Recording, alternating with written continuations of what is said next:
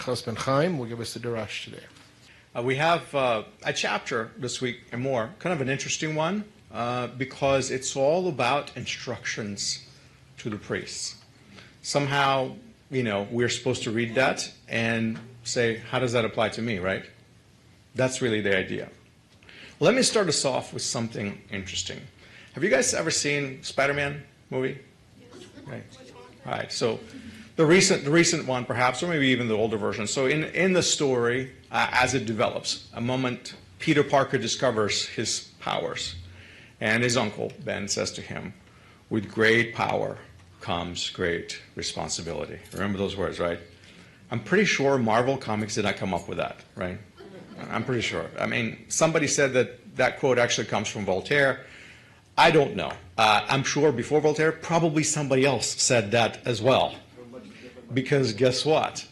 There is nothing new under the sun, as said a very famous king, Shlomo.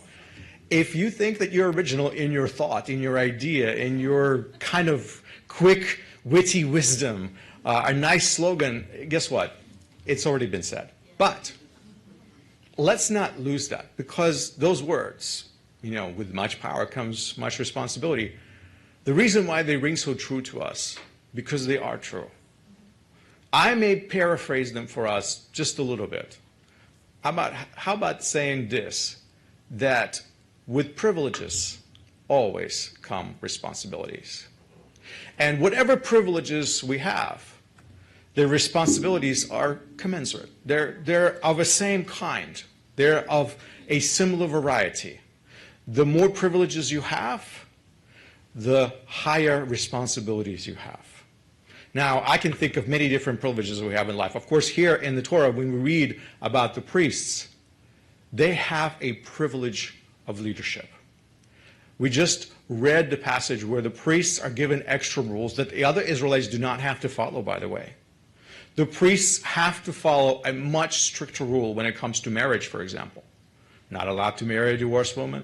Not even, many priests did not even marry outside of their clan. They always married within Levi, within that tribe. So other Israelites are not being asked to do that. They're given freedom. In fact, the Torah says, if you go out to war and you conquer these people and you see a beautiful woman, you take her, you can make her your wife. She doesn't have to be an Israelite. So why the rules for the priests are so much stricter? It says that the priest is not even allowed to mourn the death of his own family. Why so important? What's the big deal? Well, the truth is, it's who he is. It's his leadership position. More precisely, it is his proximity to the holy.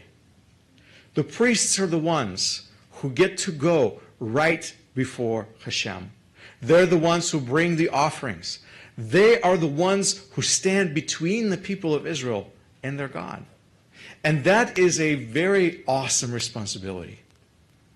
Leadership, my friends, leadership requires being held to a much higher standard, because leaders have many privileges.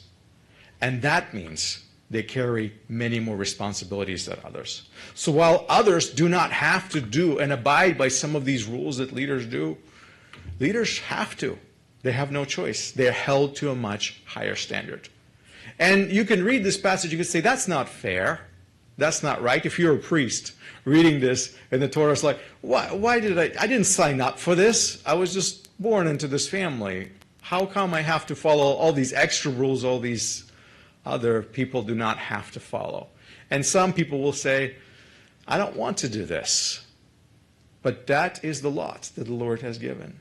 And many times in life, we feel the same. We say it's not fair. We say it's not. Why do I have to live my life this way while the other people do it however they wish? And this is where we enter into this realization that the society that you and I live in, the world that we're surrounded by, the culture that we're surrounded by, actually desires to shirk its responsibilities. They want to do the least that they have to do. They want to do the bare minimum. And if they can get away with even not doing the minimum and drop below that line, that will be just fine with them. In fact, you're probably surrounded by people who behave that way all the time. We live in a world that does not want to accept its responsibilities. Whatever privileges they want to have, but the responsibilities that go within them, they do not.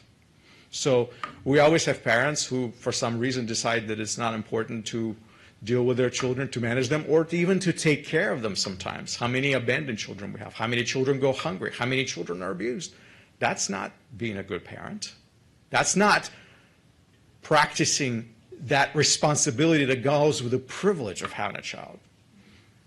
Or even pet owners who don't clean up after their pets. I get pretty annoyed when, pets do their business on my lawn. This is what we do. Sometimes we choose to avoid the responsibilities that come with the privileges. So this chapter is talking all about priests and responsibilities that the priests have and the privileges that they have, but then all those things that they have to do, going above and beyond, being held to a higher standard. And you're sitting there and you're saying, well, I'm not a priest. I'm glad I don't have to do that.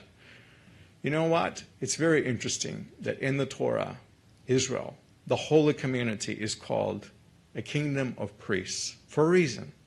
Because you may not be a priest in Israel, but you may be a priest in your own household. Every Israelite who is not a priest is to be as a priest to those of the nations. And those of the nations who know the Lord, those of the nations who know who Messiah is, to whom it has been revealed, they are to be the priests to those who do not know, and on and on and on.